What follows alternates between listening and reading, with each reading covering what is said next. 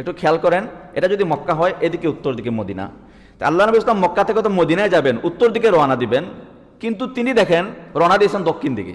গারে সাউর, যে সাউর পর্বতের গুহায় তিনি 3 দিন পর্যন্ত আত্মগোপনে ছিলেন, এটা কোন দিকে? এটা তো দক্ষিণ দিকে। সবাই বের হয়েছে মদিনার রাস্তা খোঁজার জন্য, সবাই উত্তর দিকে রওনা দিয়েছে, কিন্তু আল্লাহ নবী সাল্লাল্লাহু আলাইহি ওয়াসাল্লাম ওই সময়ে তিনি দূরদর্শী চিন্তা করেছেন সবাই উত্তর দিকে যাবে, তাহলে আমি উত্তর দিকে যাবো না, দক্ষিণ দিকে, মানে দক্ষিণ দিকে গিয়া গারে সাউর পর্বতে আশ্রয় গ্রহণ করেছিলেন। এটা ওনার একটা দূরদর্শী চিন্তার বহিঃপ্রকাশ। শত্রুদেরকে বিভ্রান্ত করে ফেলছেন। 3 দিন কেন থাকলেন? প্রথম দিন যখন তারা ঘোষণা করলো যে মুহাম্মদ সাল্লাল্লাহু আলাইহি ওয়াসাল্লাম ওনাকে তো খুঁজে পাচ্ছে না, তাহলে যে ধরে নিয়ে আসবে 100 উট তাকে পুরস্কার দেওয়া হবে। তো অনেক মানুষ বের হলো মদিনার রাস্তায়, যে এইদিকে যাই, খুঁজতে খুঁজতে দেখি পেয়ে যায় কিনা। প্রথম দিন গিয়ে খুঁজতে খুঁজতে সম্ভাব্য সকল জায়গা মানুষ ফিরে আসলো, যে পাইলাম না, শত্রু যারা।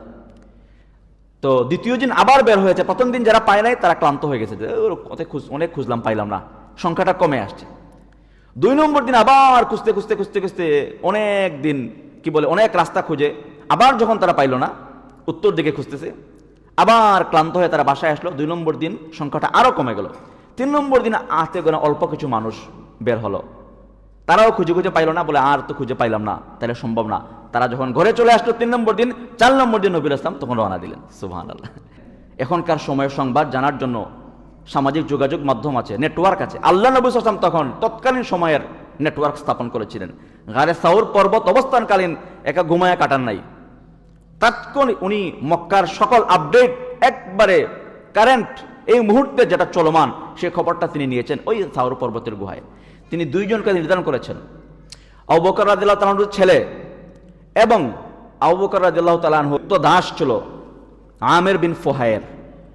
এই 2 জন কি করতেন? প্রতিদিন মক্কা শহরে কি খবরাখবর চলে, কি চলে না চলে, সব খবর নিতেন। আর রাতের বেলা আইসা আল্লাহ নবী সাল্লাল্লাহু আলাইহি ওয়াসাল্লামকে সব খবর জানায় দিতেন। সুবহানাল্লাহ। তাহলে মক্কার আপডেট কি, এই মুহূর্তে কি চলমান, সব খবর তিনি রাতে নিতেন, আবু বকর রাদিয়াল্লাহু তাআলার ছেলের মাধ্যমে নিতেন। মক্কার লোকেরা ছিল চালাক।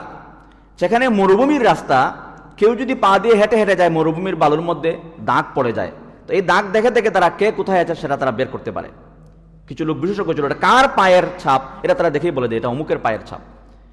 তখন আবু বকর রাদিয়াল্লাহু ছেলের পায়ের ছাপ যদি দেখতে পায়, তাহলে তো তারা বুঝে ফেলবে এই গারে সাউরের মধ্যে তিনি আত্মগোপনে আছেন।